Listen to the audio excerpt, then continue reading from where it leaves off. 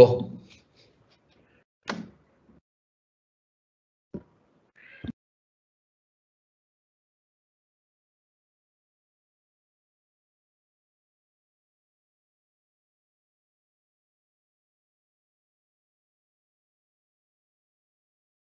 Hello, everyone. My name is Shilpa. Most of you from the chapter know me. And for the colleagues who are new to the ISC2 events for the first time, I'm the membership director of the chapter. So welcome to day 2 of the webinar series. We're featuring sessions from industry experts on cybersecurity for the next generation technologies like 5G, IoT, and AI. We thank GE Healthcare for sponsoring the webinar series this year. And together we hope to deliver specialized discussions by experts on an array of cybersecurity topics just like this one. So I'd like to start with a little bit of housekeeping. As you all know, we are on Teams live event, so your lines are all on mute. So if you're yelling at me, I can't hear you. But if you use the chat box on the right-hand side, you can get to me and the presenter. We'll pick your questions and comments and get them answered by the speaker at the end of the presentation. Yes, this is a recorded event and they will be published on the chapter's ISC2 YouTube channel, depending upon whether we have received permission from the speaker to do so. So if you miss out due to time constraints, be rest assured that you can always catch them on the channel. But I would encourage you to stay on and get your concerns personally answered by the speakers while we have them on stage. Apart from YouTube, we are on Twitter, LinkedIn, and the works. So do check out our pages for more information on upcoming events. But really, the best way to stay in touch is to become a member of the chapter. The way to do that is already with you when you've registered it, for the event. But we will also be putting up some handles and links in the chat section just in case you've missed it. For all the ISC2 members, a total of 1 CPE per hour. That means a total of 4 CPEs are to be gained if you were part of all the sessions for both the days. If you've updated your ISC2 ID when registering, the CPEs will be credited directly to your profile within a week or 10 days. So enough from me, folks. Now it's time for what we've been waiting for. Let me introduce you to our very first speaker for the day, Dr. Bilal Al-Sabah, Head of Cybersecurity of Oivan, and also a senior advisor and security expert. He will introduce us to the most important security aspects to be considered for IoT development, procurement, and deployment. Dr. Bilal, over to you. Thank you very much. Let me just share my slides.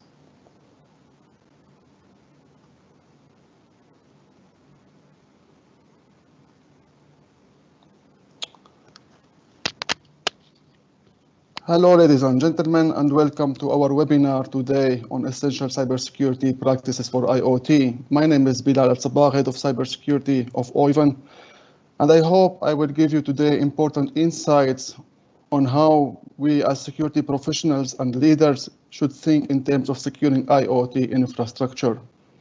I have been happily working for the security profession and industry for 18 plus years, and I have also spent 12 plus years in academia doing my research on the social technical aspects of cybersecurity. Our company mission at Oivan is to create and operate human-centric digital services securely for our clients worldwide. Our 140 plus motivated employees and professionals are happily serving our global clients from 5 offices located in Finland, Saudi Arabia, United Arab Emirates, Vietnam, and Thailand. We create digital solutions and technologies for our clients.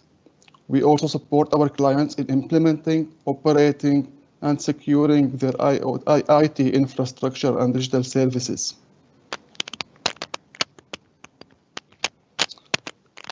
Internet of Things cybersecurity practices has become a very critical topic, taking into account the provision of this technology in everyday life.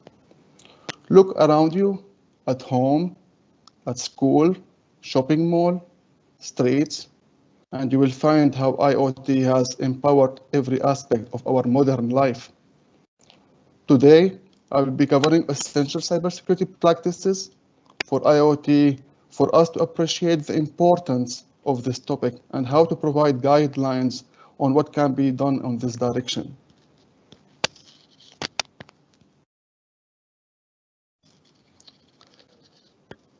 The number of connected IoT devices has already reached massive number. We are talking now about 10 billion approximately connected IoT device worldwide. And this number is expected to grow continuously according to global forecasts. If you ever wonder where all this number of IoT devices is used, here are the top 10 of IoT applications for the last year. As you can see, manufacturing, energy, and the transportation has been empowered by most IoT technology, and also healthcare. And these applications are going to increase significantly now with 5G technology around us.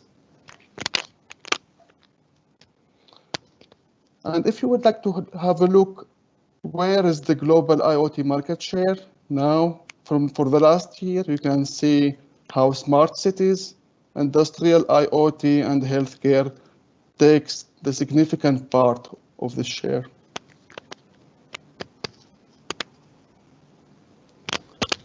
Now that we quickly have gone over the dominance of IoT technology in our modern life, let's have a look at what are the adequate cybersecurity protection measures that we should take. I will go first to IoT cybersecurity risks and threats. What are the top security risks associated with IoT? What we saw, first of all, is weak password protection. And this can come from poor manufacturing security practices or inadequate administration practices and deployment. For example, hard-coded and default passwords has shown us in year 2016 the severe consequences that can happen, like the Mirai botnet that we saw in September 2016 has created the biggest ever DDoS attack volume that we knew in the history. Hundreds of thousands of IoT devices, IP cameras, home routers have been compromised and enslaved because they had inadequate password protection in place. And at that time, the Internet of Things concept has suddenly turned into Internet of Bots and Internet of Threats situation. But what happened is that was only the start. So Mirai model has inspired more and more botnets variants and malware variants to come. For example, we already know now the Mozi botnet that make use of Mirai code has already enslaved around 500,000 hosts on the internet.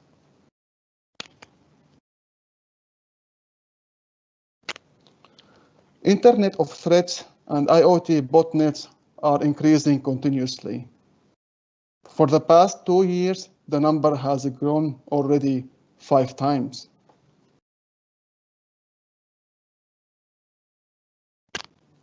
Second risk is the lack of updates and lack of security patches. And of course, most of us know what are the typical consequences when we have lack of updates and security patches. IoT devices which are not patched or updated can create serious risk to an organization.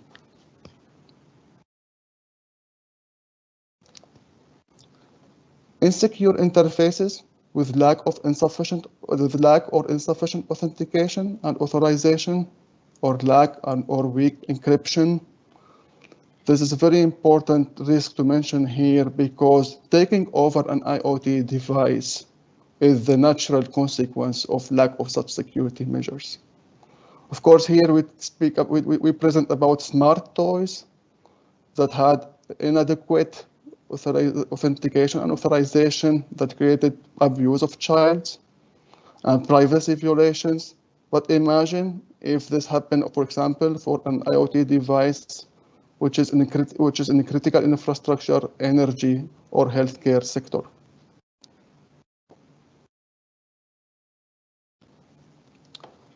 Unknown and shadow IoT devices.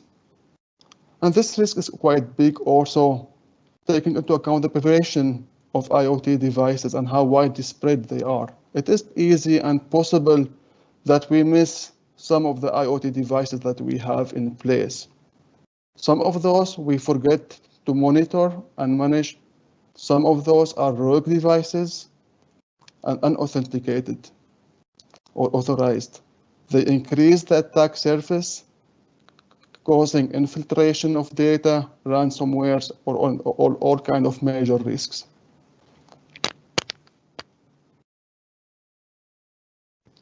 Lack of awareness and security awareness in general is a key enabler for essential cybersecurity practices.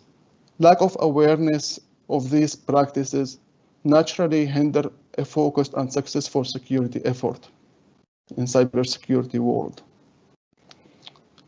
Lack of awareness about IoT deployment practices, management practices, procurement practices, inventory and visibility practices, risks, threats, and general security practices. Lack of such awareness is also a significant risk for an organization. For the past year, 2020, the world has seen the top IoT security threats. We have seen new techniques in IoT malwares that use peer-to-peer communication, more intelligent communication and propagation techniques. 83% of medical imaging devices are running on unsupported OS, make them vulnerable to at least ransomware attacks. 72% of healthcare VLANs have a mix-up of IoT and IT assets missing adequate protection. 41% of attacks have exploited device vulnerabilities due to lack of patching or unavailable updates. And legacy OT protocols are being attacked now since the IoT and OT are converging in networks, and with the exposure to the cloud, this is becoming more challenging.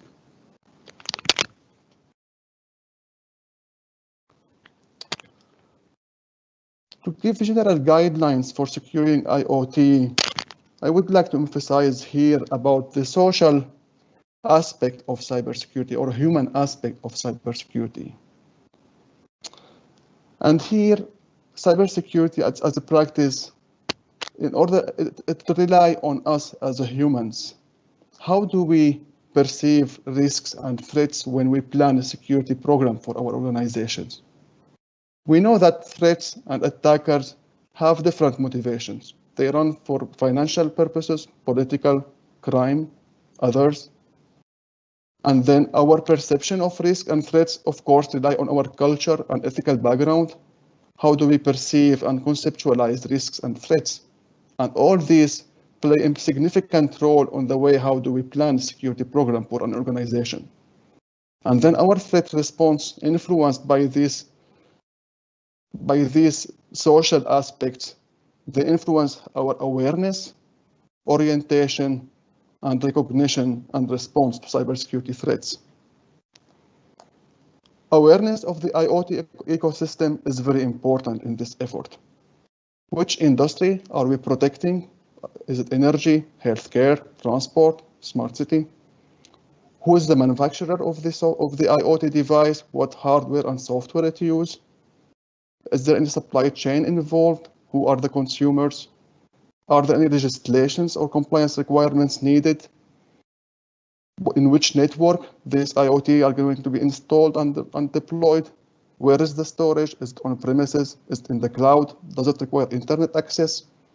What applications are used for AI and data analysis? Who are the threat actors? And what are the risk profiles accordingly?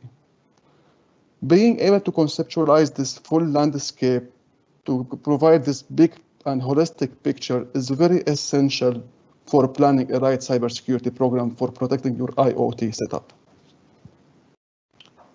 And now Let's go to the IoT essential cybersecurity practices. First of all, manufacturers or developers. Software development lifecycle for IoT. Let's start by security by design. We call it security by design. And from here, in my opinion, IoT security should start. There are three important aspects to be considered for security by design or secure IoT software development lifecycle. People, the software, the development team, the processes followed, and the technology. Those three aspects need to be adequately considered for secure IoT development. Let's start with people. Software development lifecycle team and their leadership and management are ultimately responsible for building secure by design IoT. And so they should have the right skills and knowledge needed to enable this. Training, awareness, promoting security awareness and building the right security skills for your software developers and leadership is very important. But also creating the right roles and privileges for accessing the source code and doing the job right is very important. Separating of duties to protect the source code. Don't give ultimate access if it is not needed. Create security roles and build a security culture. Maintain these skills that you have developed. Establish and define security champions to work with your developers and spread the company or organization security strategy and get feedback if more awareness or skills are needed. And then manage those detected incidents and define the root cause analysis for them. Then processes for secure IoT. Manage the processes to build secure and mature product. Third-party management. Do you use supply chain in your software development? Do you have any software dependencies? Verify any dependencies and third-party processes to make sure that you don't inherit any security issues from these third-party practices. Operations management, make sure that you have concrete operation in place, manage incidents, manage vulnerabilities, manage configuration, and manage changes for your source code while you build the software for the IoT. And then try to adopt maturity model to measure and target a certain security maturity model for your Sdlc. And create access and authorization policies and define metrics and automate Sdlc if possible.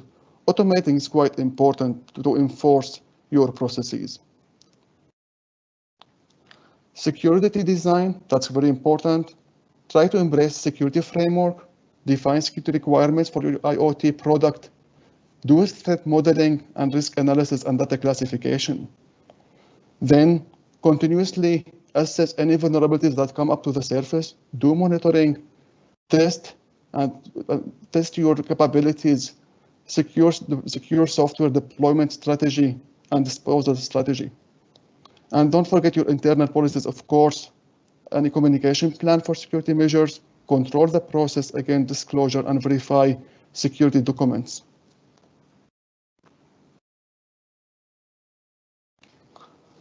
Third aspect for secure software development lifecycle is technology. And technology is very important here to enforce your processes. Without technology, you cannot enforce these processes. And you cannot minimize the attack surface. Define access control, implement authorization, secure storage of credentials, keys, credential management, control physical access, third-party software also, make sure that it's patched and secure, and implement encryption, session management, and enforce changing default settings in your product.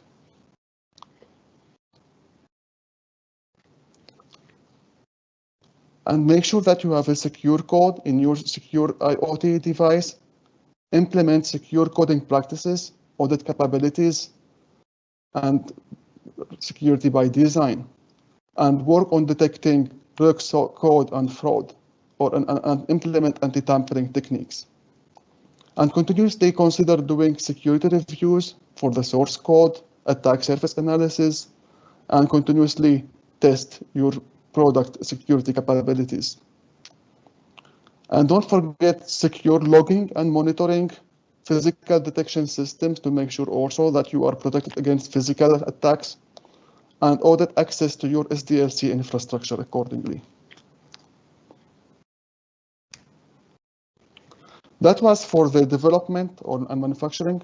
Now for secure IoT procurement, either as a consumer or provider, first of all, identify if there are any applicable security regulations or compliance requirements.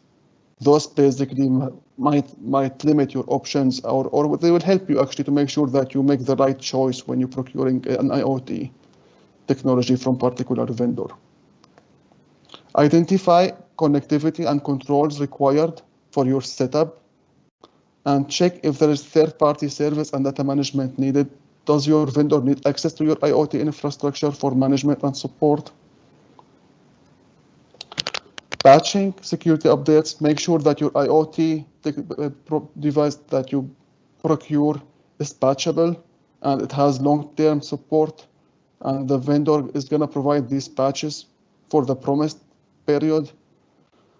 Check this vendor cybersecurity practices. As we discussed here, I mean, for software development lifecycle as a manufacturer, it's worth for you as a consumer, before you procure your technology, check what kind of Sdlc practices the vendor has established in place.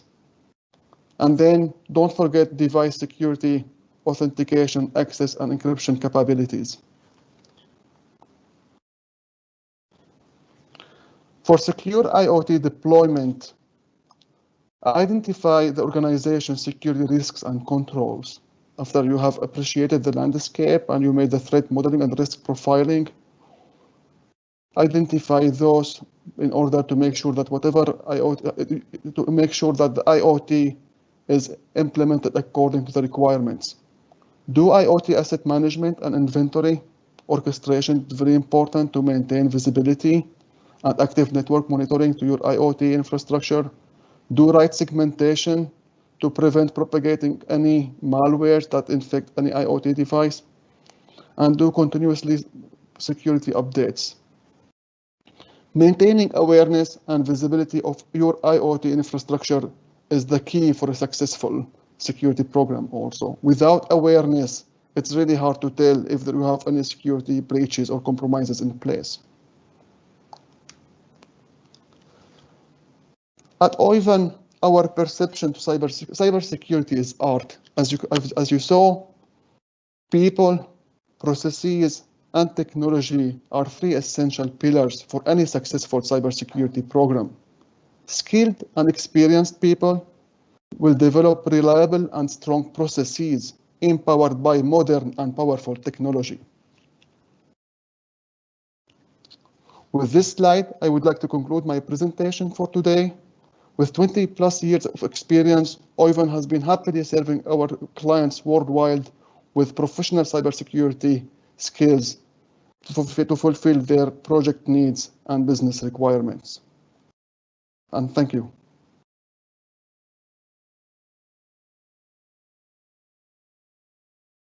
Thank you, Dr. Bilal. That was a very comprehensive coverage of risks and best practices. And I think no matter what the technology, going back to the basics of cybersecurity practices always remains relevant. So thank you so much for that. We do not have any questions at this point, but Dr. Bilal will continue for the remaining of the sessions. So if there are any questions that you would like to direct to him, please do put it on the chat and we will get those answered. Thank you, Dr. Bilal. Thank you very much. All right. So our next distinguished speaker is Mr. Ganesh Vaidyanathan. He is Executive Vice President and Head of Business for Voice Vodafone. He will be sharing the unprecedented and exponential growth of billions of connected devices around the globe, how it is helping our society, and also how it is posing a security and privacy challenge for all of us. Welcome, Mr. Ganesh. Over to you. Thank you, Shilpa, and thank you, Dr. Bilal, for your key insights on how do we manage the IoT security challenges and what are the best practices. First of all, good evening to everybody who have taken their time out from a weekend to attend this webinar. And thank you to the ISC2 chapter for inviting me for presenting on this particular topic. So let me just share my screen. While the screen comes up, so as Shilpa introduced me, so I'm part of Vodafone Group. I lead the enterprise division for Vodafone, and I'm based in Pune. So the topic that today I'm going to talk or share with all of you is in terms of the exponential growth that we have been seeing in IoT, and what are the related security challenges or the privacy challenges that comes along with it. So I just heard Dr. Bilal talking in detail in terms of the key best practices or the challenges. So there might be some amount of overlap in terms of what I will be presenting to you, but if there is something that is already spoken about by Dr. Bilal, then I'll quickly skip that. But I'll keep it at a high level. I come from a telecom background, so I have about 23 plus years of experience in telecom industry. So my core is not cybersecurity, but I do understand in terms of what it takes in terms of securing the telecom related technologies that we have, and IoT is one such very important thing.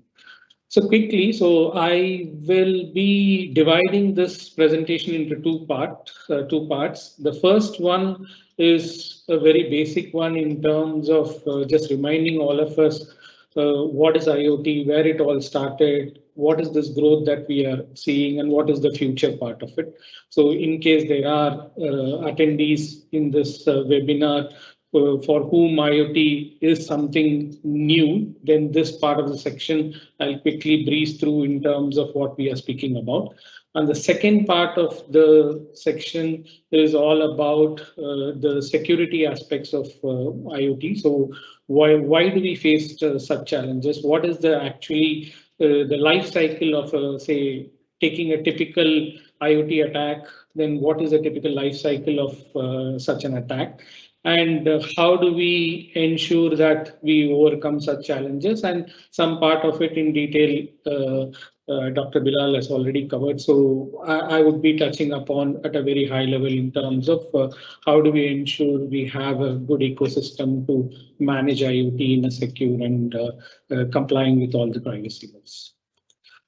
So quickly jumping into the first part. So I'm sure all of you know about this. So when was the first IoT device, or where was the first IoT device came into play? So this was somewhere in the 1980s, 1982. So in the Carnegie Mellon University, so there were a group of students who came up with this idea of putting in a microchip inside a Coke vending machine. So the sole reason at that point of time was they didn't want to walk all the way up and down and spend their energy. If the stock was not available within the vending machine, then from their hostel to the place where this vending machine was placed was quite a distance. So they wanted to make their lives easier, and that is when they invented this and put this microchip inside this Coke vending machine, and that's how all this IoT thing started.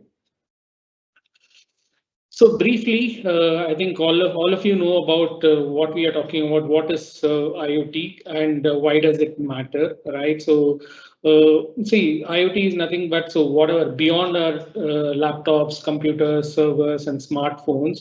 There are billions of other devices which can be connected, which can be made to speak to each other, which can be made to interact and then exchange data. And that's such a valuable thing for all of us, given all the data analytics and all those capabilities that have come in play. So data is king right now, and the more the data we have, the more informed decisions we will be in a position to make. And that's what we are talking about in the space of IoT, and that's why it matters, because it helps us create such a network ecosystem and make such informed decisions at any point of time, that remotely you will be able to control many things, whether it is at home or whether it is at enterprise. And we will see some of those use cases as well down the line.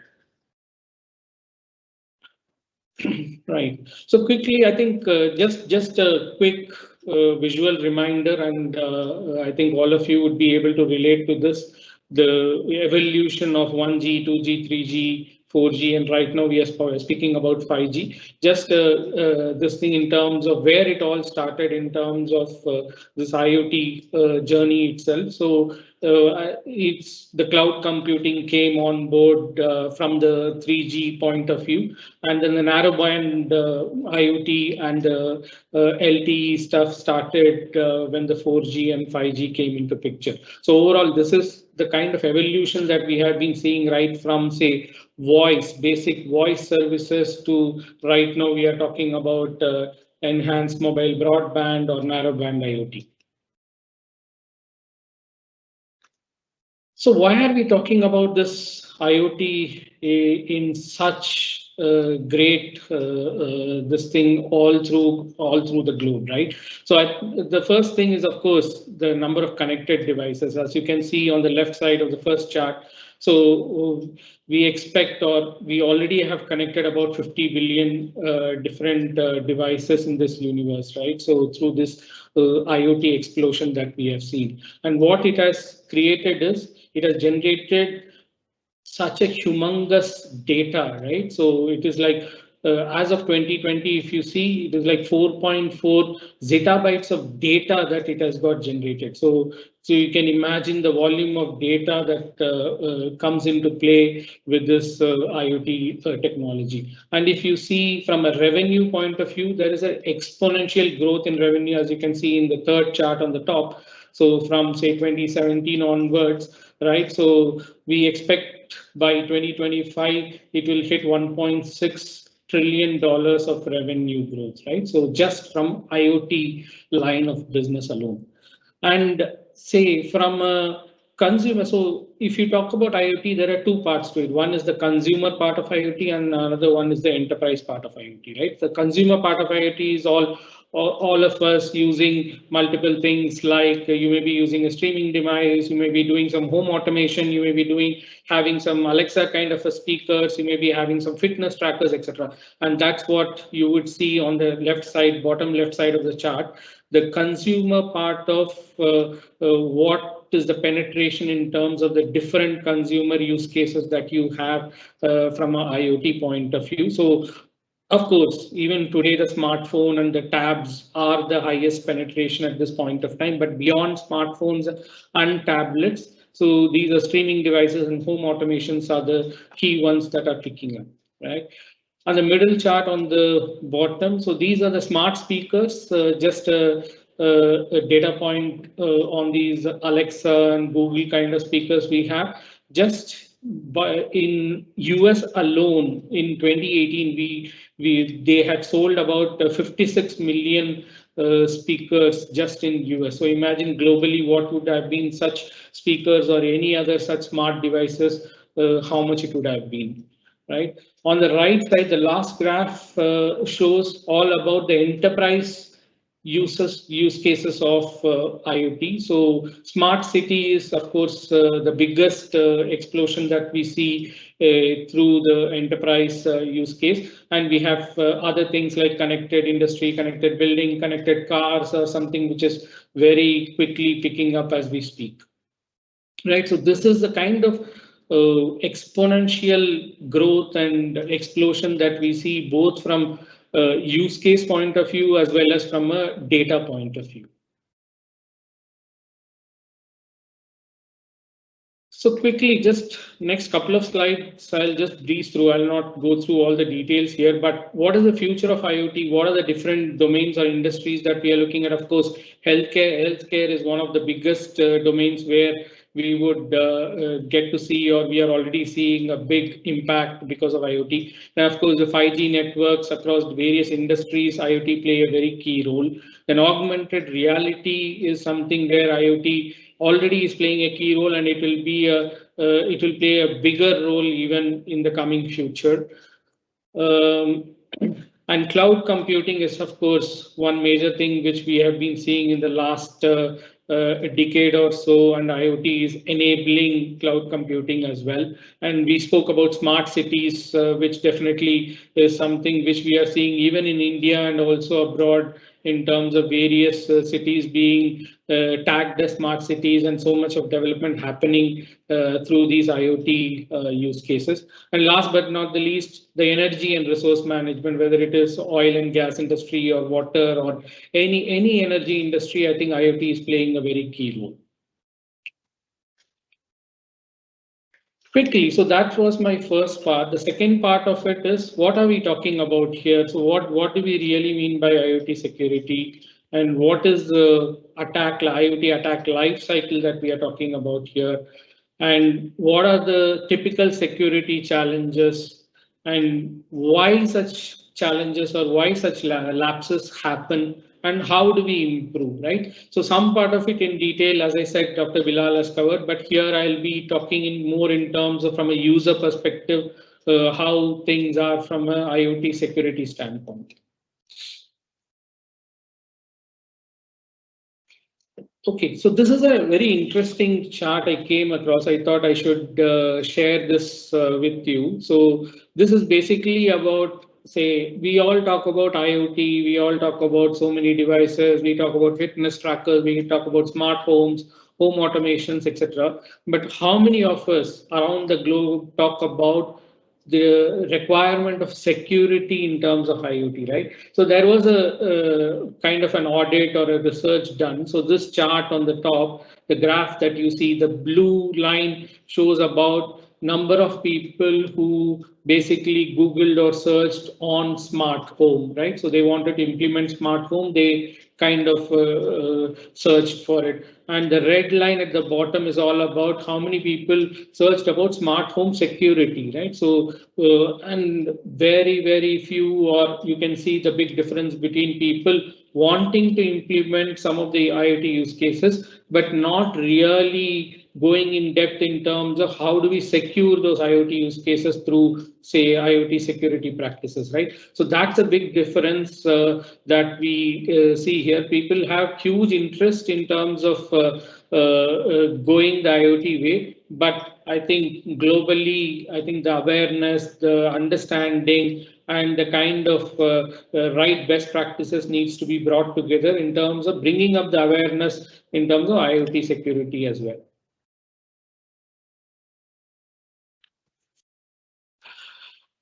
Good.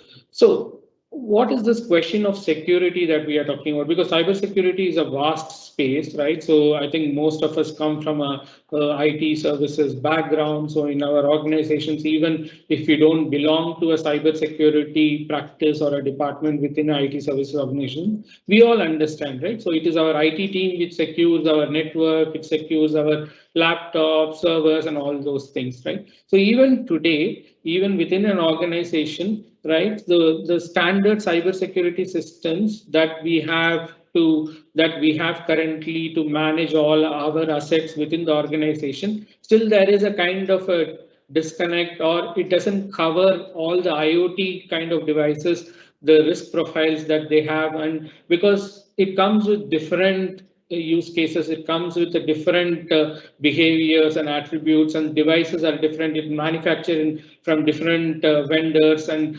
there are various profiles, etc., right? So that's one big reason why there is an integration that is required in terms of IT security that we have within an organization, and also bring this IoT security under the ambit of the larger IT security that we have, right?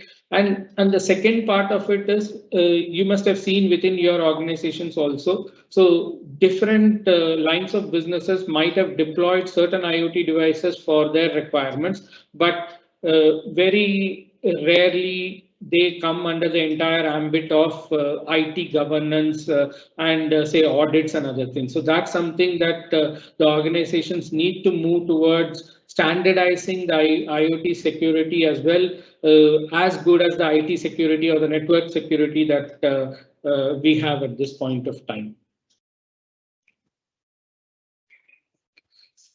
Cool. So why do we talk about this IoT security so much? So for this, I think we need to take a step back and understand what is an IoT ecosystem that we are talking about, right? So according to me, there are three parts to it. So one is the IT part of it, and second one is the operational technology part of it, which is very specific to the IoT use case or the implementation that we are talking about. And third one is smart objects, which is nothing but your sensors and chips and things that you call as an IoT device, right? So unless you cover all the three aspects of it from an IT standpoint, from an OT standpoint, and from a device hardware standpoint, you will not be fully 100% securing your IoT implementation. And that's the reason, as I said in the previous slide, so our complete focus has been mainly on the IT part of it. Our OT part of it is kind of, we are catching up and we are trying to understand what are the requirements, and Dr. Bilal also talked about exactly what we need to do from a OT standpoint, whether it is people, process, technology, all the three aspects that he spoke about. And the hardware part of it is solely left to the manufacturers. And there also we see multiple loopholes, very weak passwords, and lack of physical hardening happening on the device, and so many other things which exposes and compromises the overall security. So when we talk about the IoT security, it's always important to keep in mind all the three things together: IT, OT, and the device itself.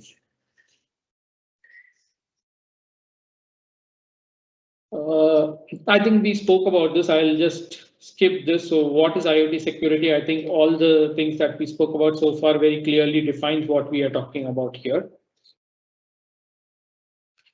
Cool. So I think, so why are we speaking about this? Because IoT has been in the news for wrong reasons. So Dr. Bilal also talked about the Mirai botnet incident, and then there are so many incidents that we see every other day.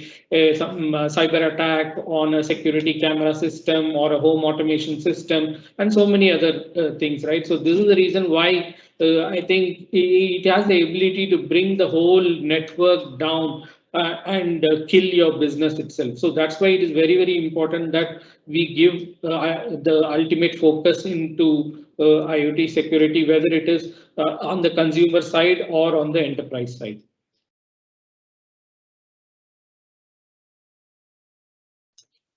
Okay, so quickly, I think this is a no-brainer. So in terms of what are the different kind of security attacks that we typically see, of course, a physical attack, so which is nothing but somebody can get access to the chip or the device or the sensor that you have placed somewhere to monitor something. So that's a kind of a physical attacks. And then there can be an encryption. Because of lack of encryption, people can easily hack into your system. And similar to the Mirai botnet, you can have a denial of service kind of a thing. And there can be a hijacking of the complete firmware. There can be botnets. There can be man in the middle, wherein see, IoT is all about two devices exchanging information or talking to each other, right? So there can be some proxy coming in between and trying to mirror the other chip or the other IoT sensor, and then give an impression to the second device as if the first device is speaking to the second device, but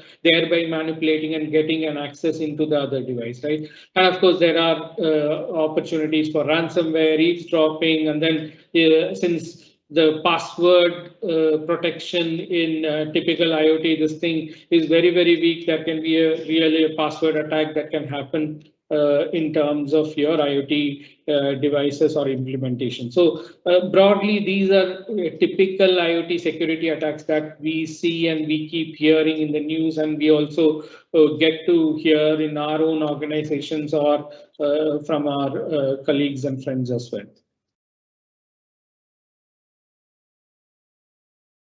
Okay, so how does this attack happen? So what I've tried to do here is maybe the font is too small for you guys to read here, but I'll try to explain to you. So it is no rocket science, but it is a kind of 8 stages that we are speaking about when an IoT attack happens, right? The first stage is all about the initial access. right? So the whatever the bad actor or whichever hacker or anybody who is trying to gain access, the first thing is of course to get the access into the device or the IoT chip or a sensor or whatever it is. The second stage is all about execution. Execution is nothing but it will download the malware or whatever it wants to basically corrupt, right? So it will start downloading all the things that are harmful to that device or to the network where it is connected. The third one is all about persistence. So it will stay on that device as long as it needs so that it starts taking kind of control on things and then able to manipulate a few things within the device hardware or the software.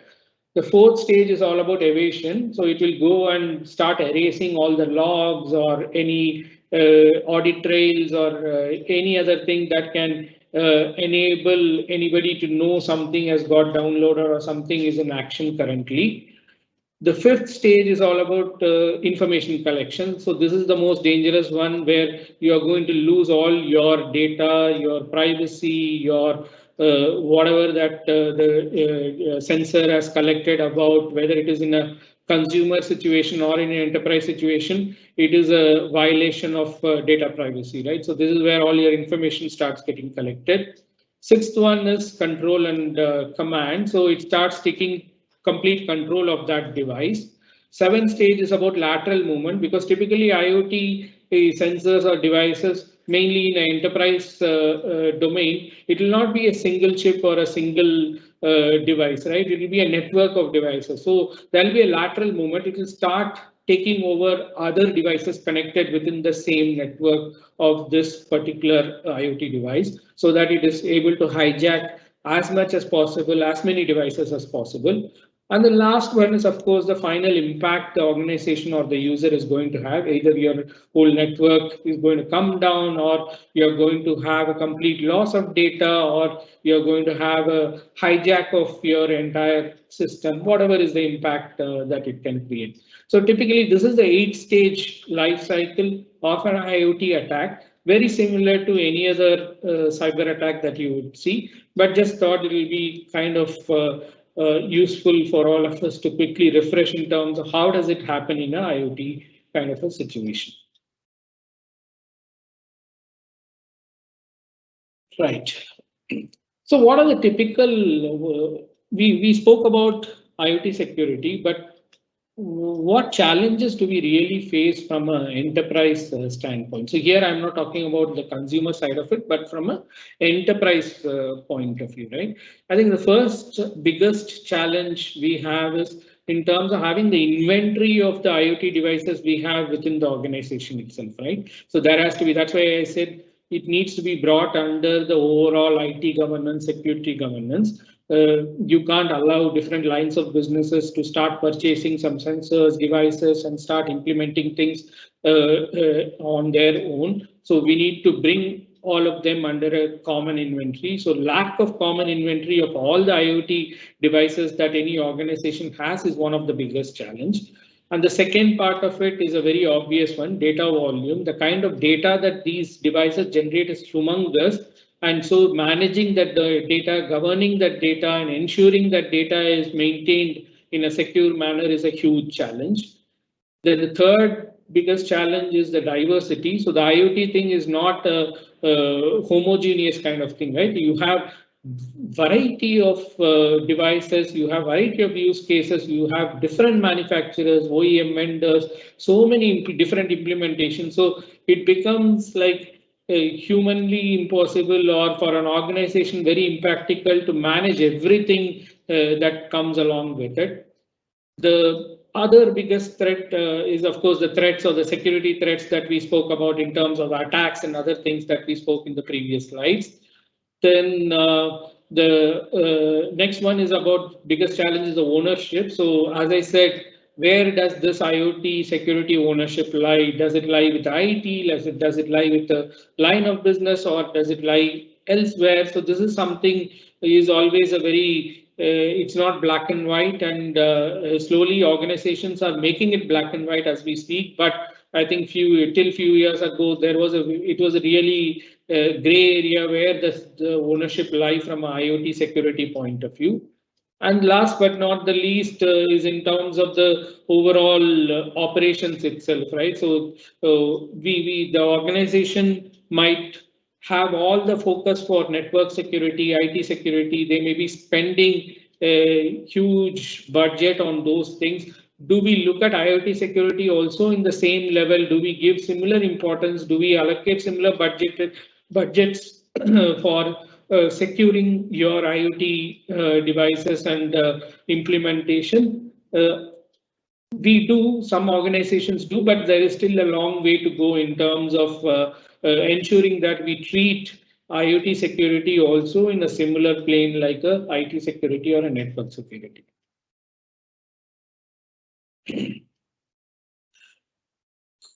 Good. So why do we think that these kind of security lapses are there at this point of time, right? The first, I look at it in a kind of a 3-pillar model. The first one is in terms of lack of compliance itself, right? So because we are dependent on manufacturers to produce those IoT sensors or devices, so there are various ways and means where they can, they may not comply, they may not produce a device or a hardware which is robust enough in terms of ensuring meeting your standards and compliances. And overall IoT also, I think it lacks standard policy or a provision at this point of time. Of course, there is GDPR in place, and there are a couple of other CCPA and few other things in place, but still I think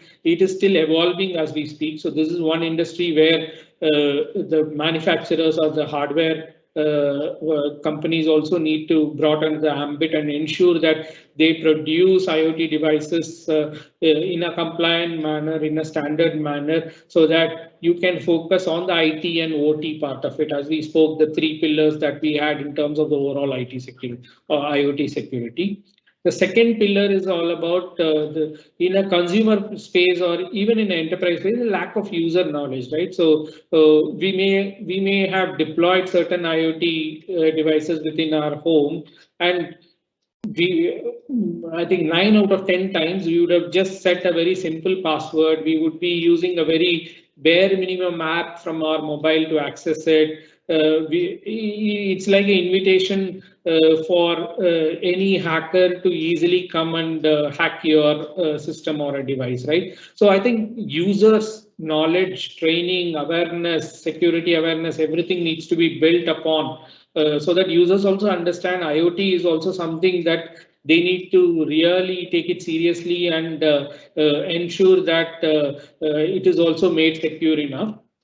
Last but not the least, the economics part also plays a very important role, right? So the IoT security doesn't come easily from a financial standpoint, right? It involves certain budget. When you want a strong security, of course, it is expensive.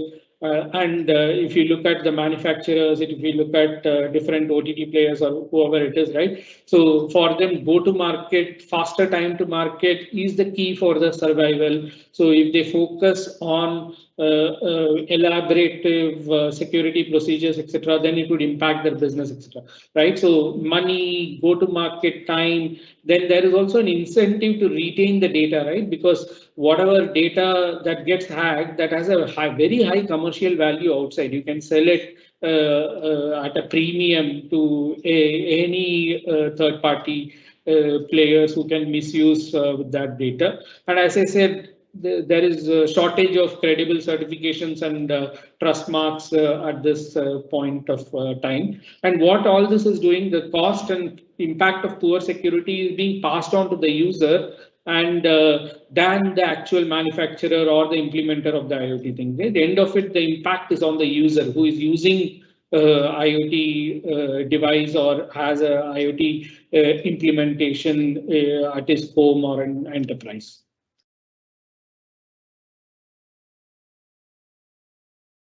Cool. So I think this is my last slide of the day before I hand it back to the organizers. So how do we really improve the IoT security or privacy, right? So I again look at this as a 5-stage life cycle. So that's on the left, as you see. The first thing is understanding of your own IoT assets, right? So first stage is all about knowing what all inventory of assets you have. That's the key thing, because IoT assets more often than not gets missed out. They don't come under the ambit of governance, and you don't have a complete inventory of all the IoT devices or in an organization or even in a consumer environment, right? The second one is all about assessing IoT risk. What I mean by assessing IoT risk is all about proactive monitoring, proactive risk assessments. You should have your monitoring systems in place. You should have your risk assessment, governance, etc. in place, so that you keep analyzing all your existing IoT devices in your network and ensure that they are behaving as per your defined guidelines and processes. The third stage is all about you should have your own defined policies, risk guidelines, processes, implementation, etc. So apply all those policies, whatever is your IT security policy or cyber security policy, everything should be applied to these IoT devices as well. The fourth one is once you have done these 1 to 3 stages, then you will be in a better position to handle your known threats, right? So known threats are something which we are aware about. These are the different attacks possible. These are the different ways and means it can come into your system, etc. So those are your known threats, and you have solutions for those known threats. So you easily prevent those known threats. Last but not the least is basically quickly detect and respond to unknown threats, because this is something, see, hackers are smarter than all of us, right? So, and they would keep inventing, they would keep evolving new threats, new ways to break your system. So you should also be agile enough in terms of ensuring that you are able to quickly detect and respond to some new threats or unknown threats as well. So overall, these 5 stages, if any organization or even as a user from a consumer standpoint, if you are able to do it, then I think we would be in a better position from a IoT security point of view, right? And on the right side, I've just put together, so I think this was detailed out. This specific thing was anyway detailed out by Dr. Bilal in the previous session. So definitely there has to be a very strong software protection, whether it is from a password perspective, encryption perspective, or many other ways and means. You need to have that protection. The second is creating a dedicated separate network for your IoT devices. Don't mix it along with your main core network where you give an opportunity for any malware or any other serious attack to happen. So always isolate and do not expose. Some of the different devices may not even require internet all the time. So ensure that you develop your implementation network plan according to what is your use case. Don't just plug and play things as and when as you wish, right?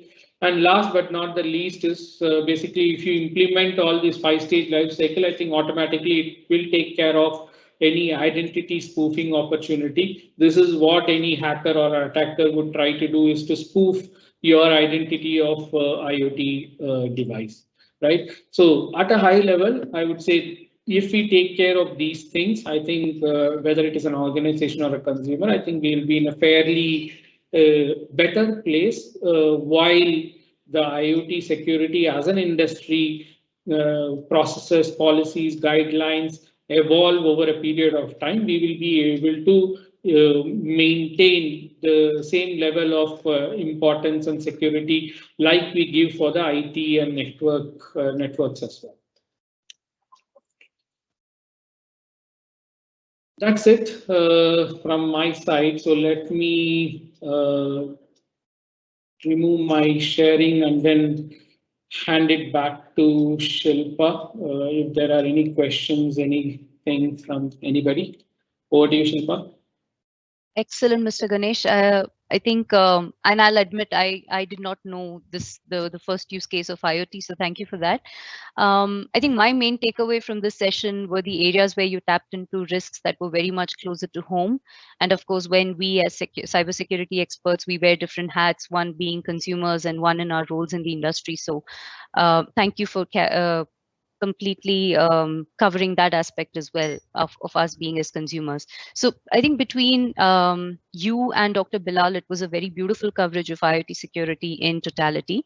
And yes, we do have a lot of questions pouring in.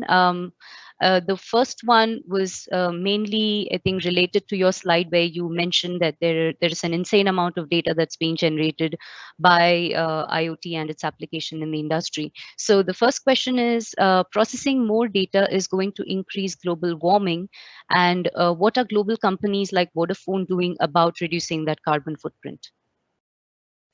Right, so that's a very good question, right? See, it's a chicken and an egg situation, right? So I think we need more and more data to make more informed decisions and actually to optimize our overall operations or to even implement our future operating model or anything, right? But having said that, I think slowly, I think all the organizations, so if I speak about, say, Vodafone, so in terms of we are moving into more and more cloud-based architecture and cloud-based storage mechanisms, right? So wherein we are able to easily expand or shrink the storage capacity as per our need. And we also have certain governance and practices in place wherein we won't store some data eternal forever. So we would have an expiry implementation in place wherein if we feel that certain data coming from certain systems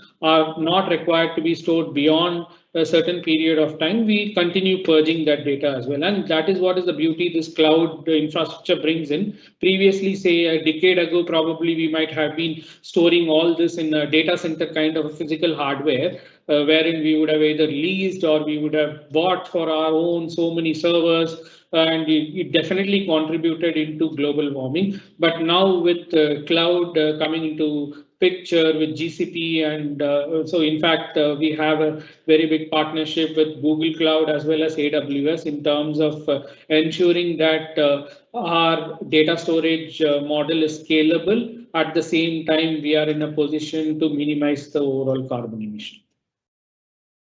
Great insights, Mr. Ganesh. Thank you for that one. The next one is, for most of the IoT devices enabled by the cellular network, how much of security around the SIMs interfaces with IoT hardware or software? Yeah, so in terms of IoT devices which are enabled by the SIMs, right? So there are two parts to it. So one is, of course, the cellular implementation itself has its own security implementation, encryption, encoding in terms of whatever data and things that we exchange with other devices as well.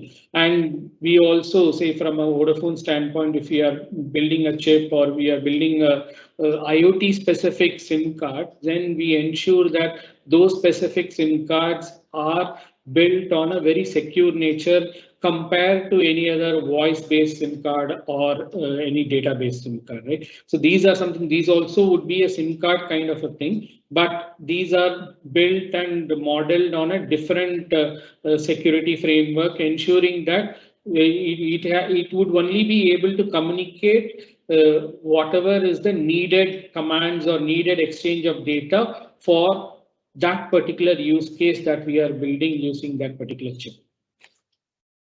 Okay, thank you, Mr. Ganesh, for that one. The next one is particularly on your mentioning IoT application for smart homes. So when we talk about smart homes security industry, what is the projection of security devices in India for the next 10 years, if you have that visibility? No, honestly, I wouldn't have that. Probably Dr. Bilal is aware of it. Maybe I'll request Bilal to share. any insights. May not be in India, but globally, Dr. Bilal, if you are aware on the smart home industry. Absolutely. Yeah.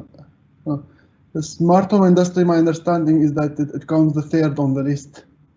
Usually having a very specific number is required because these numbers are variable, really depends on the research institute that made the forecast. But we know that it is on the top 3 in the forecast also. Okay. Thank you, Dr. Bilal. The next one, and again, I will shift focus to Mr. Ganesh. Dr. Bilal, you also have some questions which I will come on to shortly. Mr. Ganesh, so how much visibility the telecom service providers have in terms of the types of devices that are connected and mapping it to the individuals? And also a follow-up question to that is, how does an individual know what data service provider is processing, and how can he or she withdraw his or her consent from processing their data? Okay, so I think if I take the second part of the question first, right? So I think it is on the onus of the telecom operator to basically ask you before they process or hold any information that you're going to provide, right? So that while you subscribe for a particular service, or you move from one plan to another, or even you take up some value-added service or anything, right? So you would have an opportunity to ensure that they have a consent from you, or it is that you can also check with your operator at any point of time. So it is our responsibility to ensure that we have given our consent in terms of holding or processing the data, right? And without your consent, no telecom operator would be in a position. But sometimes what happens is by default, those consents without our knowledge, because we don't read those terms and conditions and other things, by default, it is deemed accepted kind of a thing. So the most important thing is for you to understand. So if you are enabling data sensitive thing, right? So then it is very important for you to engage with your telco operator, have a discussion to get a very clear understanding in terms of what kind of consent they need from you explicitly, and what kind of consent they don't need, and by default they will process. So both these aspects of it, I think it's in the hands of the user also to ensure that we get to know, right? And what was the first part, Shilpa? So the first part was how much visibility the service providers have in terms of the type of devices that are connected, and ultimately mapping it to the individuals as well. And I understand. See, mapping it to the individuals is not a big deal, so that happens very easily. But when it comes to the heterogeneity and diversity of so many devices that we have right now, right? And that was one of the biggest challenges that I highlighted in one of my slides, wherein diversity is something which is becoming a huge challenge at this point of time, because there are so many manufacturers, so many devices, so many use cases that are coming on board. So for a telecom operator to govern everything in this planet and ensuring that it comes under their ambit is becoming humongous, and it's becoming little impossible in play, right? So that's the reason where you see some of your devices, you might have plugged in something, but it gets recognized as something else by your operator as well. We have seen those use cases as well, because they may not have the inventory of all possible devices or use cases at this point of time, but this is something evolving as we speak, and it will only improve from here. Yep. Thank you, Mr. Ganesh. And also, you mentioned on the end user taking certain steps to safeguard his privacy and security. What are the steps that the service provider is taking to safeguard consumer security and privacy?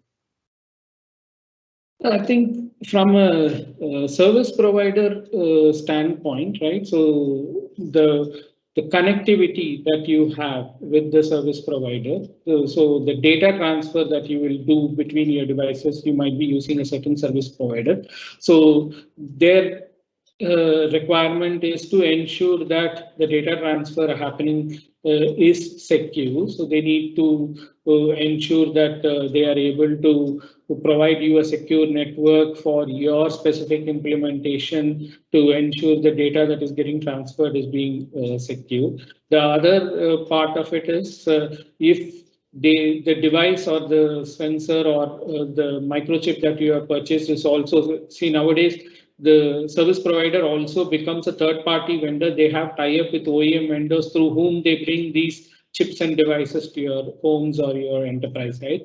So now it becomes a responsibility of the service provider also to ensure that the hardware manufacturer complies to certain security guidelines, ensures that the passwords and encryption and the physical hardening and everything related to a specific hardware is taken care as per the general guidelines of security to ensure we have a safe environment in place.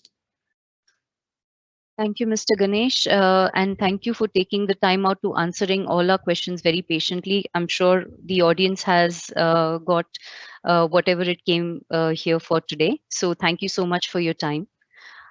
Thank you. Thank you so much for patiently listening. Thank you. So I will invite Dr. Bilal. I think there was a slight time lag where we finished off and the questions started pouring in for him. I will also invite Dr. Bilal to the stage as there are some questions that are specifically directed to him. Yes, hello. Hello, Dr. Bilal. So there is one question from the audience which asks whether there are any references on best practices for coding, specifically for IoT in the secure SDLC space. Okay. Just let me make one note here that IoT, software development lifecycle and secure software development lifecycle naturally also cover IoT technology because IoT is also based on software. And of course also hardware for the sensors themselves. But here I can give quite essential frameworks to consider for IoT. They cover mainly IoT. I mean, they are in the context of IoT. And we have, for example, from the International Society of Automation, we have the standard 62443 41 2018 Security for Industrial Automation and Control Systems. So it's from ISA, ANSI ISA standard. It's called Security for Industrial Automation and Control System. And in part 4.1, it focuses on secure product development lifecycle requirements. That's a very handy and relevant standard for and framework for best practices for IoT and industrial systems. And then from OWASP, we have the OWASP SAM, Software Assurance Maturity Model, and also OWASP Application Security Verification Standard. That's also important one to consider. And then we have also from ISO International Organization for Standardization. They have also information technology security techniques for application security. Overview and concepts. Those are quite key frameworks. And I also recommend that you check NIST, National Institute for Standard and Technology.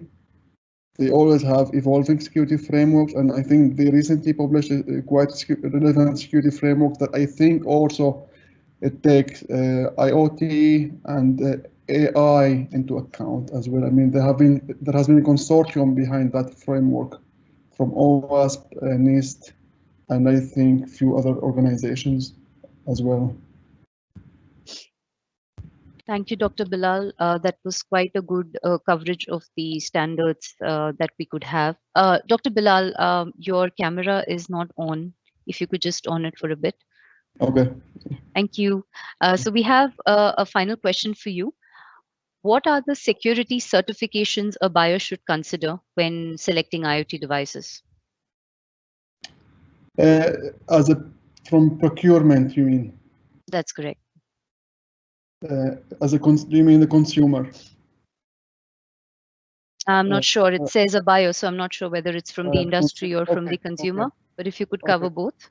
Yeah. For a consumer, for example, what comes to mind, there is no specific certification because also this they usually rely. I mean, see the regulations in IoT security are developing, and now we have seen few of those. I think there was this California. One minute, let me check. What was the name of that? Yeah, we had the California and Oregon IoT cybersecurity laws. And then also they came in 2020, and also in 2020, another proposal from the UK came that required, certain security measures for particular territories where IoT devices are deployed. So I think the location of I think it makes sense to have a look at those regulations and see what do they require, because although, for example, if the consumer is in India and there is not yet already IoT regulations available in India, those kind of regulations, they kind of provide insight what aspects of security need to be considered. Got it. Thank you, Dr. Bilal, for answering that and staying back patiently to answer these questions for our audience. Thank you for your time. Thanks. All right, so folks, now for the grand finale, we have a panel discussion by Mr. Britto Sidhan. He's the General Manager for Global Security Labs of Schneider Electric, and he's also a board member of the ISC2 Bangalore chapter. So without giving away our panelists, over to you, Britto. Thank you, Shilpa. So we heard the opening talk today on IoT and day one, yesterday focusing on 5G and AI. So we are going to delve into more detail and various aspects of next-gen technologies and cybersecurity. And the goal is to get the attendees of session today to ask as many of the questions as possible, because we are having a great panel today. And I am going to kick off things off by asking each of our panel as sort of a question. I'll introduce them now, and then I have sort of picked some questions that sort of match their background. So let me start with Anand.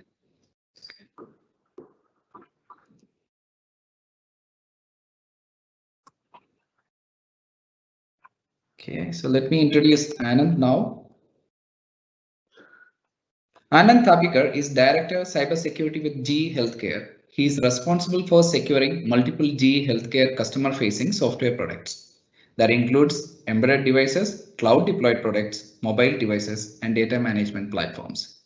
He has 20 plus years of work experience in application security, data security, and network related security. Prior to GE, he has worked with Oracle, Philips, WebSense, Ramco, and Genpact organizations. He carries multiple certifications like CISA, CGIT, PMP, CH, and multiple technology and cloud certifications. Welcome, Anand. Now I'll introduce Ajay.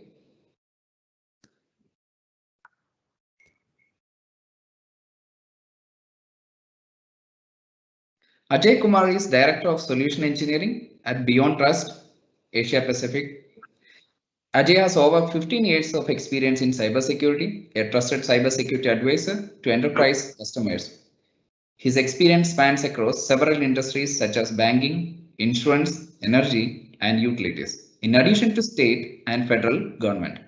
Prior to BeyondTrust, Ajay has held leadership roles at IBM, Emphasis, and Elanders Technologies. So welcome, Ajay. Thank you, Britto. Pleasure to be here.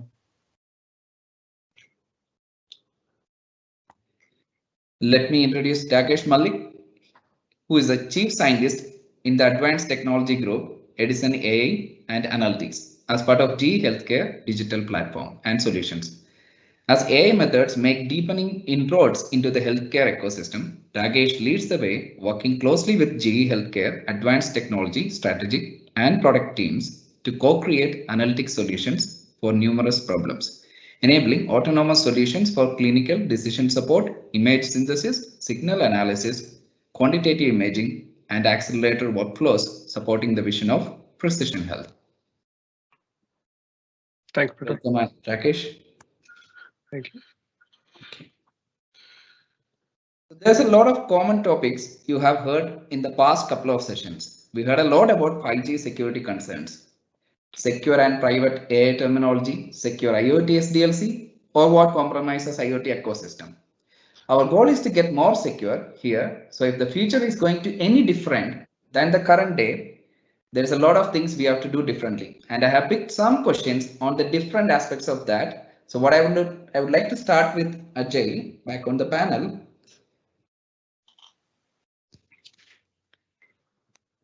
What kind of security horror stories you have seen with respect to IoT and how this can be addressed? Okay, that's a good question to kick off. Good evening, everyone. And before I start, right, I'd just like to highlight that any things that we discussed today are my personal opinion and may not reflect opinions of my employer. So with that, I think Dr. Bilal and Mr. Ganesh have spent quite a time giving an overview of IoT and the risks involved. And Bilal Botnet is, I think, one of the eye-opening incidents where use of IoT technologies or IoT compromised IoT to knock off critical infrastructure, internet infrastructure was something that happened. But beyond that, there are enough more stories. I'd just like to highlight 3 of them. Right, one was a compromise of an enterprise by using the building management system.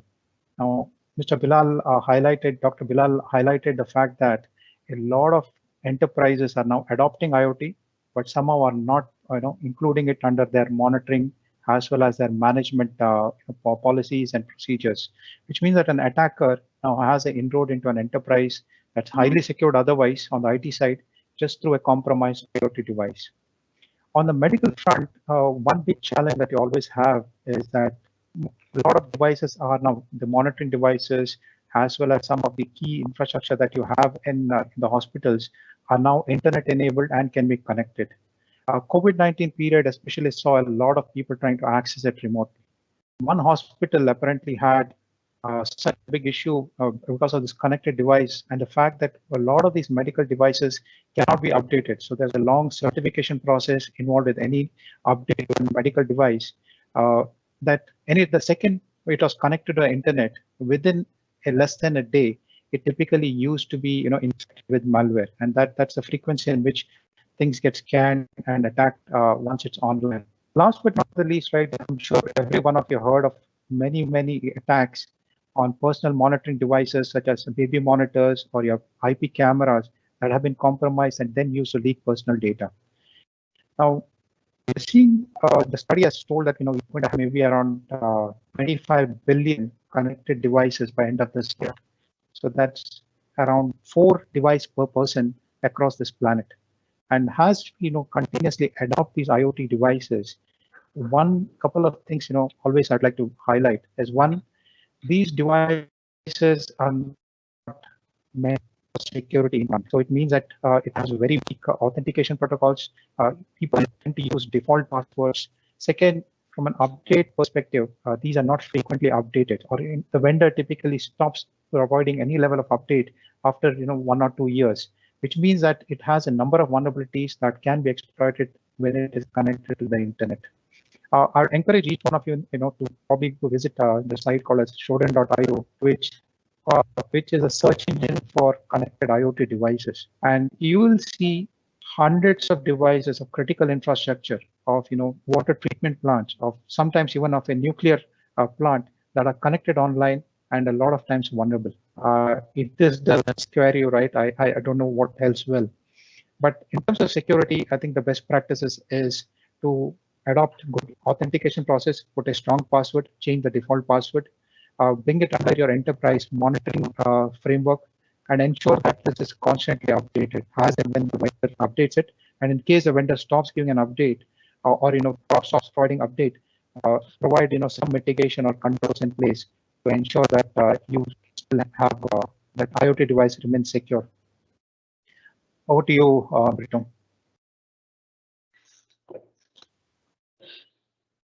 Okay.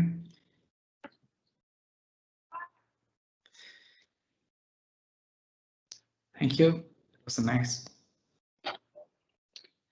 With respect to the 5G IoT applications in industrial automation and a lot of these next gen technologies coming up in various medical, defense, and 5G, AI being used, IoT. I mean, we have predominantly seen many of these use cases, and today also we have seen many of them being discussed in a couple of sessions. So with the use of these 5G, AI, IoT technology in smart medical devices and AI-assisted electronic health records, how will this combination of these next-gen technologies impact security or privacy of healthcare? And for this question, I will believe that none other than Rakesh, who is from G Healthcare, is apt to answer or start with.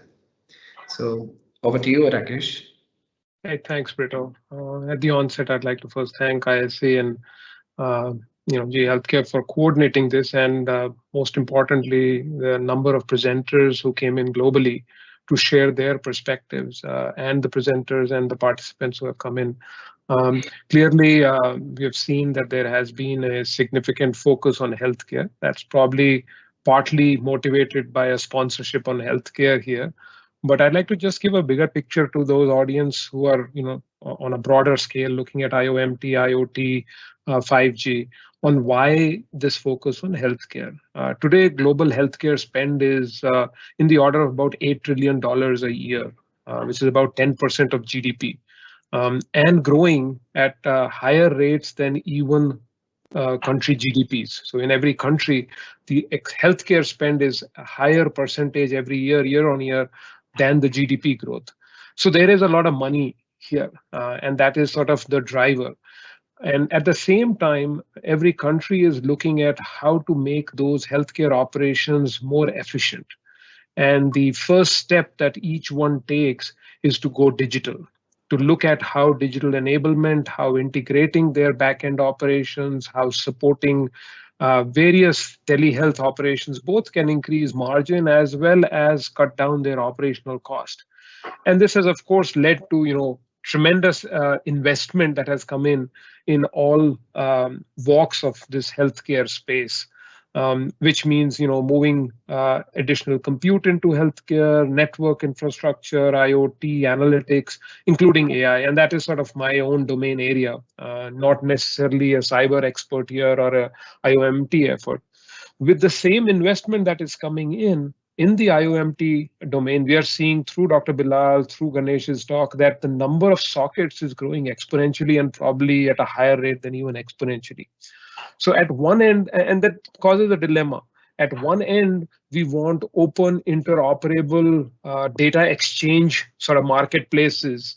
And at the same time, there are stronger and stronger privacy and security needs that are emerging. So at some level that is conflicting. You are increasing and opening up, and at the same time you want to ensure that there is security in each of these. And of course, the other element that plays here is we are going away slightly from B2B to B2C also.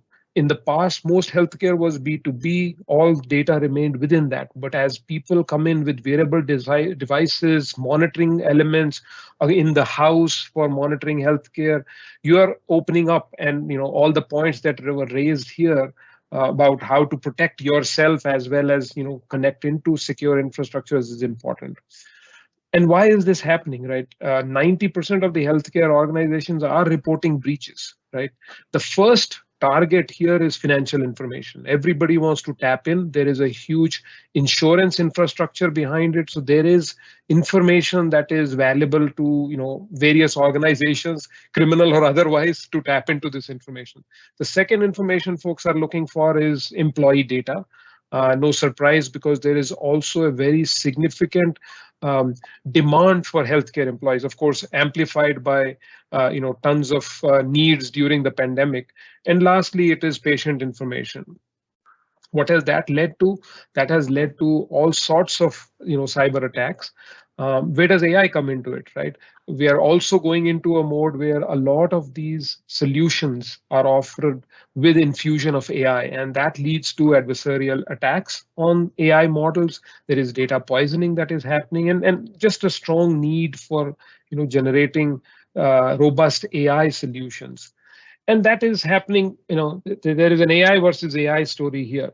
The the folks who are breaching these security boundaries are using all sort of smart invading and evading mechanisms, right? The impostering that is happening.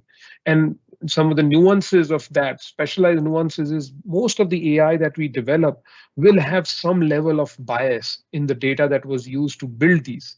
And it's this bias that is being exploited as we expose these solutions out there, and folks are embedding things into the AI to make this happen.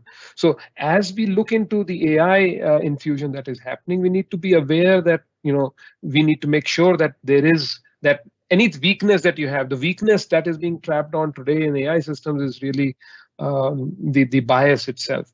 So clearly there is a need, and there are also compliance needs, right? With GDPR, with China security needs, there is lots of country-specific policies which have to be monitored. So there is a huge demand to protect as well as create the secure fence around it. And there are evolving methods to do that. There are some new methods that are coming in. But the important thing here is that we want to go away from being able to do descriptive or just alarming to predictive, where this would happen a little more proactively, and prescriptive. A lot of prescription I heard about changing your passwords, not using simple passwords, ensuring that the devices which are end of life to manage them, update, so forth. So there is a proactive element of doing that and then being able to do that, and that's sort of the need of the hour. But clearly there is a significant impact in this space. Yeah, Britto, I also like to add here, and perfectly on the medical or healthcare industry perspective, the data perspective, what the financial industry did maybe 10 years back, the importance of a medical data includes and oversees that kind of knowledge which provides to the hacker or attacker. So if I look at the medical data, it is providing the financial information together with the medical information of a person. So somebody is really now that's why many countries now looking at these technology, 5G, AI, and many other technologies just to protect and use the data. At the same time, it provides a lot of convenience to the patient. At the same time, it is also our job as a security professional to protect that information, like we did it in a financial industry a few years back, or maybe exceed that, because it's become a very, very important data element nowadays. Over to you, Britto.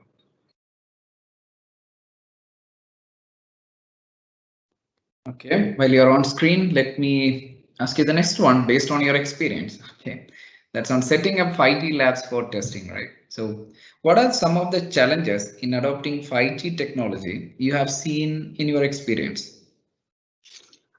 So, and it was actually, I was listening to the whole discussions what we had yesterday also on the 5G.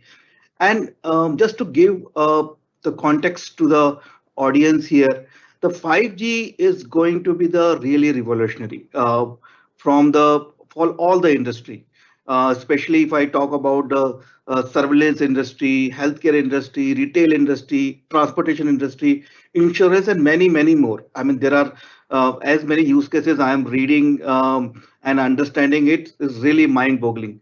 So it's going to impact a lot of users. It's going to impact a lot of companies. It's going to help a lot of new business cases, etc. But now when the 5G comes in, it also comes with a lot of challenges, and the people are thinking, organizations are thinking that how do I actually adopt it? So one of the way is definitely to have first the application or the use case, what you want to do in this particular industry by using the 5G. Let's say you want to enable, for example, in the healthcare, we want to have a remote patient care, or for the car industry, it could be a driverless car or something else. So first that use case comes in, and it cannot be that fancy as a driverless car. It could be simple as, okay, I wanted to have insurance done on the car running per day, right? So that kind of use case can be enabled now with the 5G. But because what it is doing, which is what 4G was not doing effectively, is that now machine to machines are communicating to each other using the 5G. And we have a reasonable confidence in the overall network that it will provide some amount of, good amount of reliability, mobility, coverage, energy efficiency, and many more such things, which will help us, of course, speed as well. So, which will help us to enable those use cases. Now, once the organization think about those use cases to be deployed in this segment, then they can think about setting up a lab. So lab, though I can't share exactly our lab, we have also set up a lab, but there are equipments are available, and those equipment goes ranges of equipment. We being in the industry of manufacturing as well, so there are many equipment goes along with that. So like first is the analyzers like oscilloscope, network analyzer, logic analyzer, bit error testers, AC power analyzers, etc., etc. There are many analyzers which we leverage in this kind of lab. Then there goes to the meters. So there are a lot of digital meter, noise meter, frequency counter products, LCR meters, etc., etc. So there are so many meters which are used to measure the output and the transmission speed. Then there are sources. So we have an application, but the applications in the case of medical field, it can be a image as well. It can be a data as well. It can be signal as well. So there are different kind of source generators we'll need. So those applications which can generate so much data and which we can actually measure the output in the lab. Then there are softwares. As some people has attended the yesterday's session, so they know that everything in the 5G is a software defined. Even the networks are software defined. So there is a really good amount of software software configurations which is done. So if you're setting up a lab, then you will need a pathways design software. You will need application software, you need a productivity software, and many more, just to understand that how exactly your communication pattern is and how the data is flowing. Then the real 5G equipments, MIMO equipments, OTA chambers, etc., etc., which are generally provide you that at least lab environment 5G. There were some network testing equipments which will tell you the speed test, cloud test, and hardware test, etc., performance equipment, etc. Then there is security equipment. So in a open it's an open world where we actually test our data center. Similarly, like we do it Nmap there for the security professional, they will know. Same thing, there is also Nmap in the cloud world also. There are packet brokers, there's a cloud visibility software, network taps, bypass switches, all those things goes into the 5G product as well. Like that, there are your own applications will be there and the cloud connectivity will be there. So all those products which were there earlier, those all the softwares to test the servers, etc. But plus these will add up and make it a good 5G lab for you. Then you can test those applications in those environment, and then actually once you're reasonably confident and 5G is available, then you can roll out. So yeah, you just wanted to give it back to you.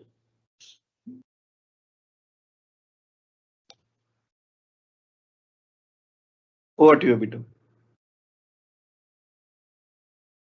Okay, thank you. So let me shift the focus now to supply chain and next gen technologies. So we all know what happened to SolarWinds software supply chain attack, right? So malicious code was inserted somewhere in the build process that SolarWinds has its for one of its products, right? Orion product, if I remember. Then a malicious code inserted into that particular DLL called a backdoor, which composed of almost 4,000 lines of code that allowed the threat actor behind the scene to operate compromised networks.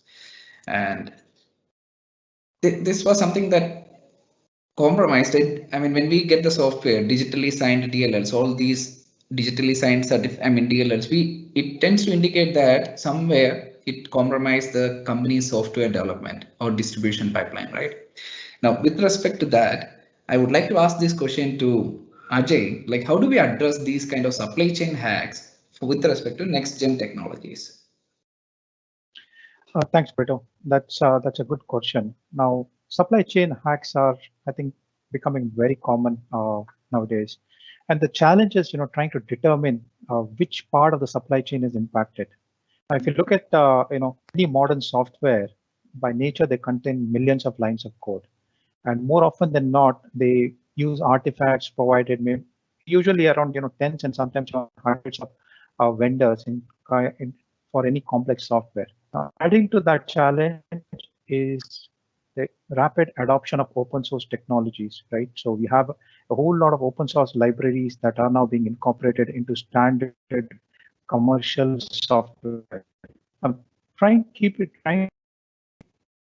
of this across multiple vendors and users has become a big challenge. Now, in addition, I'll just highlight, right, so the UI frameworks today use what is called as just-in-time, or they call various components outside at runtime. Again, when at a build process, when things were secure, once you go into runtime, things may have changed. The product is being used, and these libraries are constantly being updated online, right? The security risk is again becoming very fluid. Now, keeping track of that is becoming a big challenge. Now, one of the ways, of course, is constant monitoring, being able to put people and processes in place to ensure that any kind of out of hand behavior of any software component can be quickly traced up. But there has been a lot of investigations specifically around building industry standards, some of which involve blockchain, where any change in some of the software components are now put on a public blockchain that can then be audited or subject to audit by various industry bodies as well as the user agencies. So these are some of the techniques, but probably at this point of time, it's proactive monitoring, being able to check and function, where the software is functioning or behaving as expected, adopting of zero trust, technologies, whereas ensuring that a software, it doesn't implicitly trust another components, or user is not given access beyond what is required, right? So these are some of the basic techniques that needs to be adopted immediately. But at a long term, I believe an industry-wide initiative is required. Maybe something leveraging technology such as blockchain, where any changes is put on a standard auditable format that organizations and other industry regulators can view and verify on an ongoing basis. Over to you, Britto. Thank you. And with that, I would like to bring Anand back on to share his one more question I would like to ask him on related to IG. Like, what is your take on recently discovered vulnerabilities, or for example, on 5G slicing vulnerabilities and similar ones? How concerned one should be before adopting these technologies?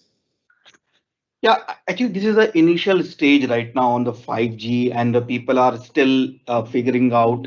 The few countries has gone live with the 5G, and we have been reading as a cybersecurity professional that what all the vulnerabilities has come in. So for the slicing vulnerability per se, it is more like a denial of service vulnerability.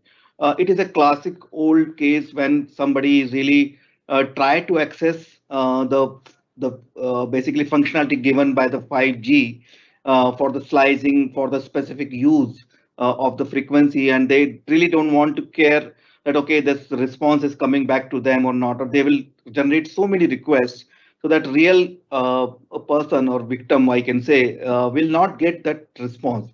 So ultimately, this is the vulnerability which has been highlighted in the media. And it is important because now we are thinking of having a critical communication, critical systems communication on this network. So denial of service will be a very important parameter to look at it.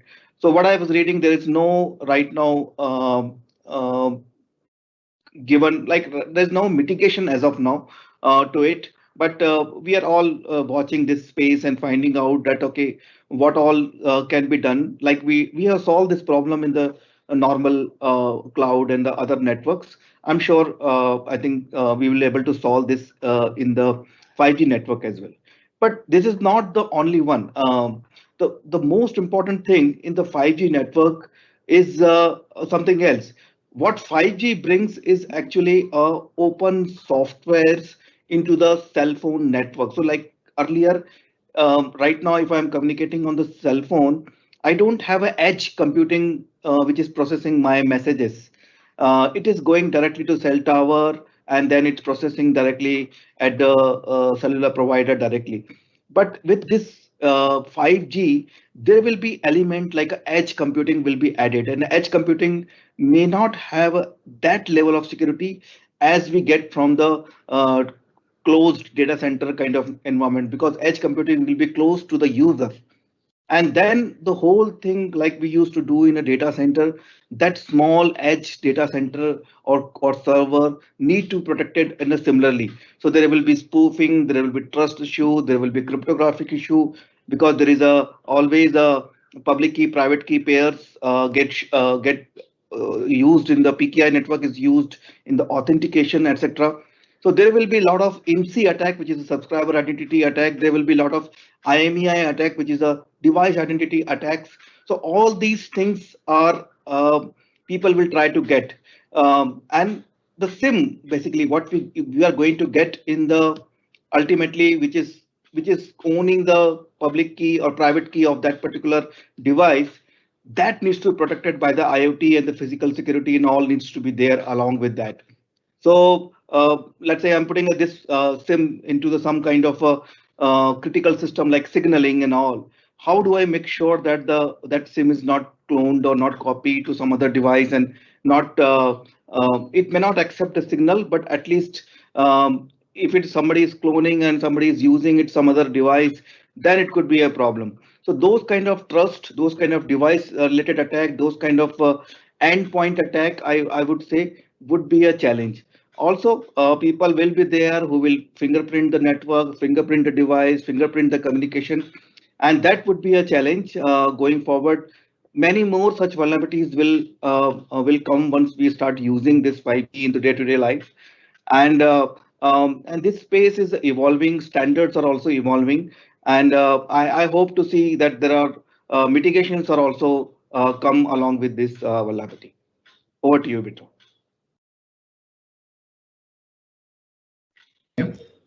And with respect to the same on the 5G, when we were talking about the vulnerabilities around it, have you seen any deviations from the standard when new technologies are adopted? Like what are the implications when there is no country specific standard?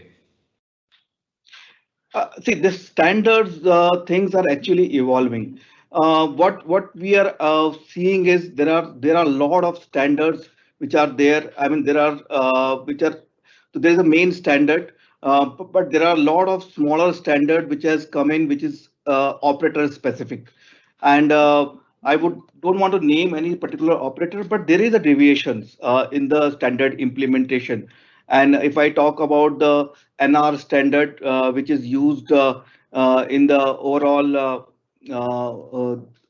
this 5G technology, then there is also a deviation. There are many frequency band, and there is a implementation wise there is a difference.